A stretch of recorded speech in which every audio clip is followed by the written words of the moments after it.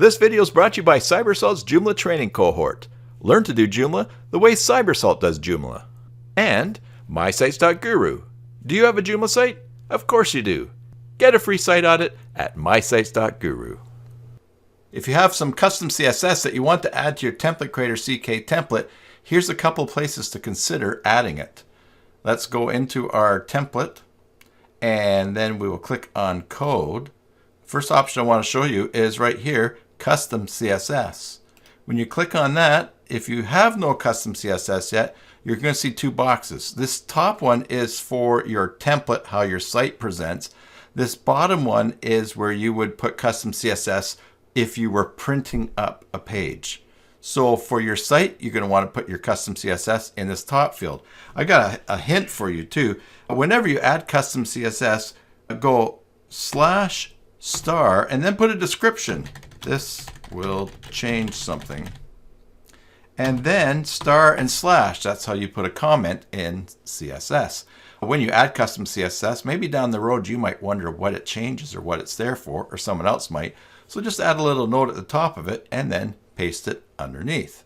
So that's one place to put custom CSS. Now, a really cool other place to put custom CSS as we close this and as we go back to create here is in this place. Go to mobile and then you will see down here custom CSS for responsive.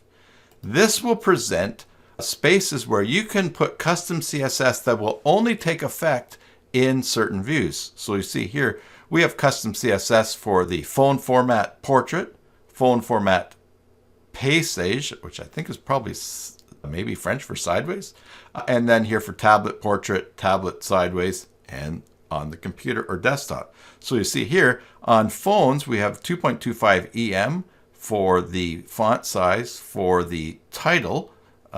Here we have 2.25 as well. For the tablet sideways, we have 5 EM, and for the desktop, we have 5 EM.